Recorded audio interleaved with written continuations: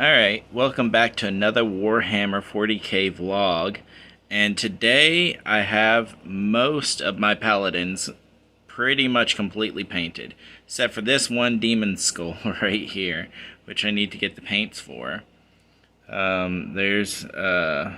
that's the Justicar. Do with the Nemesis staff. Apothecary. Brotherhood Ancient. And of course, he's just got a normal Nemesis Force Sword, Paladin. And yeah, so essentially, I guess those are counted as characters. And I like how the flag is basically amplified by the stuff that I put on it. I forget what it's called. It's called Seraphim, Sophia, whatever. But yeah, it looks really nice. We got all that stuff. So for his hammer and for his little sash thing right there, I used the regular red, just like his little staff right there. But I then put two different layers of red on it after that are different reds, brighter reds. 1 second, and I'll show you. So we put this one on. Wild Rider Red, and then Evil Sun Scarlet over that, and it's just super bright, and I like it. Maybe I'll start doing that for the staffs. We'll find out. So yeah, these guys pretty much painted. They're battle ready. I love that red skull right there for the demon. Really cool. All these dudes have a lot of gold on them. Freaking that guy's got a gold little skull on his head. But yeah, really beautiful, really nice looking. Dudes are coming together. I also have a plan. I've been challenged to a 1,000-point match versus Necrons. I believe it's Necrons. Yeah, I could be surprised when I get there. Who knows?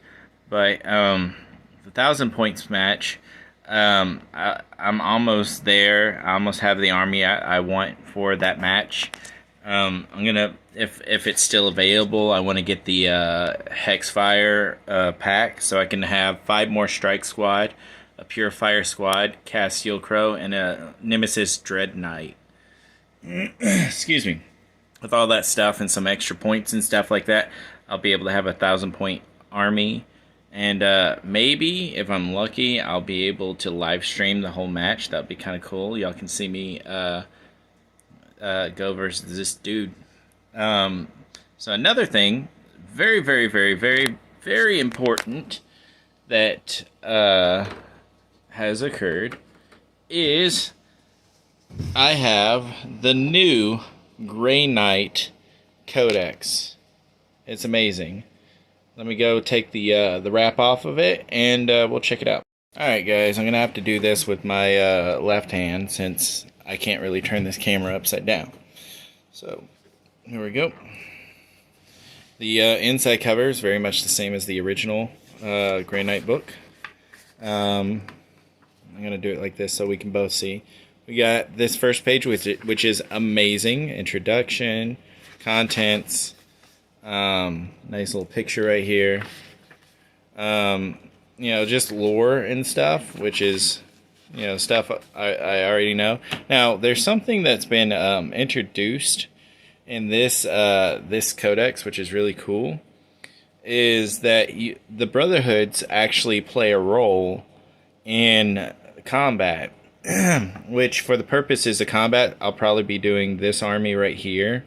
I mean, this Brotherhood right here, the 6th one, the Rapiers. Because they have this thing where you can cast you can essentially, I believe it's, I'm not 100% sure, but you can basically pay a CP to make 6s on to hit rolls, turn into extra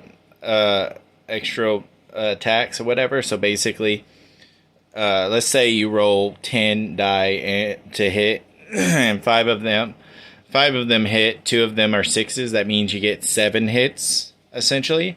And then you can go for your attack roll, your wound rolls, which in the Tide of Convergence would do a lot of damage. So, you know, that with the Fascians would really, really make my army viable. So the Fascians was not a bad decision after all. Then you got a lot of lore, which I already know a good portion of this lore. You know, and I've actually figured out a lot of things about the army. For instance, the strike squad essentially turns into different things, and these are banners that I could give to my brother, my paladin ancient. I can give these things to him, so that's kind of cool. Making him useful. There's a lot of heat. The precautioners, I can't pronounce it. Anyway, prognosticar. I don't know. Anyway, names. Ooh, hey guys. If y'all wish to have your name or one of these names put onto one of the strike squads or paladins or whatnot, I'm actually setting up a Patreon account, and that's how you can basically do that. I think. So even though, like, essentially you can go to one of the tiers or whatever, $5 for a strike squad, and then $10 for Terminator or Paladin, and then $50 if you want a character or a really big piece named after you. And it can't be like a named character; it have to be like Apothecary or something. Anyway. I'm going to finish setting that up, and once I'm done setting that up, y'all be able to access that if you wish. There's a lot of stuff I'm going to be checking out in this book. Okay, so check this out, okay? You pretty much have all the characters, and then you have the non-character versions of these pieces, like Grandmaster Voldus, regular Grandmaster. As you can see, Grandmaster in Dread Knight armor, or just a Dread Knight. Castiel Crow, freaking Captain Stern, or a normal Brother Captain, which is the one I got with the spear. Brotherhood Librarian, I'm going to need a Librarian, but I don't have one right now. Brotherhood Champion, going to need one of those. Don't have one yet. Tech Marine, need one of those. Need a Chaplain. Need a Terminator Squad. I have the Ancient. There he is. His banner looks a lot better than mine. And then I have an Apothecary. Mine's a lot cooler than that one, but that one was probably easier to paint. And then regular Paladin Squad. Now, here's the difference between each one for the Strike Squad, okay? Right here. Alright? So you have the Strike Squad, Purifier Squad, the Interceptor Squad, and the Purgation Squad, okay? Strike Squad is troops. Purifier Squad is elite. Interceptor Squad is fast. And Purgator Squad, I think, is artillery. I'm not 100% sure. Servitor. I've not heard of that one. It must be new. Alright, Paladin Ancient, that's what I have. Venerable Dread Knight, need one of those. Dreadnought, I mean. Also, regular Dreadnought, need one of those. So yeah, there it is right there. Whatever that symbol means. That. And, see, there's the fast symbol for the Interceptor Squad. And they all have the same stats, essentially, except for they're slightly different. For instance, the Purifier have a Purifying Flame. Interceptors can teleport for a CP point or something like that. Purgation Squads have heavy weapons, most of them. It's like 4 out of 5. If you were to go out of 10, it'd be 4 out of 10. You can't go any higher than 4, which is stupid, but I understand they don't want it to be overpowered in the world. I'm reading it real quick. Special weapons list.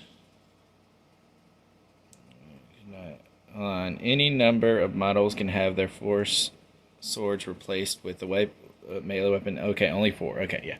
Alright. Regular Dread Knight. Land Raiders. which I don't care about the Raiders. I mean, they're just ridiculously expensive. I'm not gonna buy that. Maybe the Stormhawk or one of these ships, possibly. But yeah, we got the information on the weapons. We even have a points page, I believe, for the points. And if I recall correctly, other than like certain things, really, when it comes to normal troops, only the hammers count as points, I think. Let's see. These are the points of the individual units and stuff like that, troops and units. And here's the heavies, the transporters, the weapons in here. Hold on. Give me 1 second, guys. Okay, so it's what the items cost for each individual type of troop. Interceptors, hammer, and side cannon are the only ones here. What about for the strike squad? Let's find the strike squad and troops. Hammer and cannon. All right, cool. Of course, the Terminators and the Paladins would actually charge for these because they can also have a hammer or whatever along with the heavy weapons. So it's like, yeah, you need to charge for that. Paladin squad, all that, Castile Crow. But okay, so really awesome. Look at that. Look at that. That's just amazing.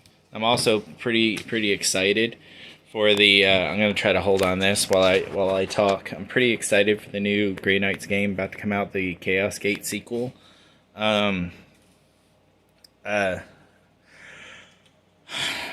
My plan for the 1,000 points match is going to be to have 5-man units of Strike Squad, 1 5-man unit of Purifier Squad, a 3-man unit of Paladins.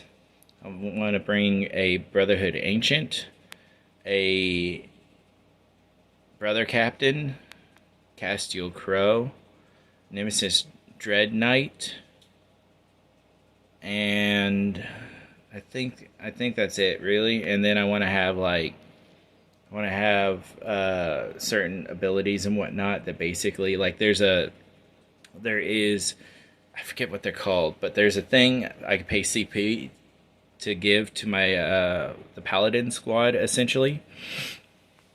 And how it works is during the opponent's movement phase, after he's been able to deploy from his space or whatever, from outer space, stuff like that, before he moves, I can activate this, and if anyone's within 12 inches of me, I can essentially just attack them. I can shoot at them, so that's kind of cool. There is an ability. There's a lot of abilities that do all kinds of attacks that you can give to characters or other units and whatnot. So I'm going to use those. And so I think, and hopefully the guy I'm challenging is not listening to this, but my strategy as far as right now goes is to deploy 3 strike squads, a Nemesis Dread Knight, and the Brother Captain onto the field. And if I go first, not as good as going second, but I do want to do the same plan regardless of whether I go first or not. I just rather go second. I plan on moving the 3 teams of strike squads towards the nearest available points. I forget what they're called, but the areas on the map that you have to secure. So have those secured by the strike squads. The Brother Captain and the Dread Knight will basically move towards whichever area of the enemy's side seems. I don't know if I want to go more dangerous or has easier to take out. I don't know. I'll decide when I get there. But I want to move towards one of those sides and then attack with the Dread Knight and use him as a force from the front. Then the opponent goes, and then I go again, assuming, yeah. I mean, no matter whether I go second or first, he's going to get to go before I get to go again. Then on my turn 2, I want to deploy the Paladin squad along with the Paladin Ancient next to an enemy team that's by 1 point. And then the Purifier Squad with Castiel Crow by another enemy group next to another point. And hopefully I can wipe out both those points. Excuse me. Hopefully I can wipe out both those points. And then secure them with the Paladin Squad and the Purifier Squad. And hopefully that will allow me to win the point game for the 5 turns. Basically, from those points, attack the enemy from both sides. And I think that should work for the most part. But, you know, we're a small army. Most likely they're a big army. So it's going to be kind of an uphill battle until a certain point during the game. And once that's happened, hopefully by turn 3, my turn 3 is over. The enemy's army is at the very least equal to my army, or slightly less, preferably slightly less than my army. If they're slightly less than my army, that means I'm winning, right? If they're equal to my army, that means I'm doing good, because normally we're out. Grey Knights are outnumbered 3-1. So if I'm at least tied with them in units, that's a good thing. So by turn 4 or 5, I should probably have him wiped off the board, and or have enough points that he couldn't catch up. And hopefully that's the plan. If y'all think it's a good plan, let me know in the comments. If you think it's a bad plan, also let me know in the comments.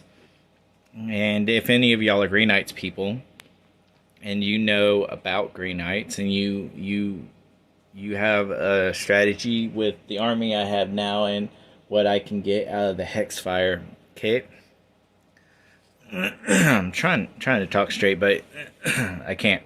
Anyway, if you have a plan with those units, the units I currently have now and the units I can get from the kit, if you have a plan that you think would be better, let me know, and I'll check it out in the comments. Anyway, guys, I hope you have a great day. See you next time in the next Warhammer vlog.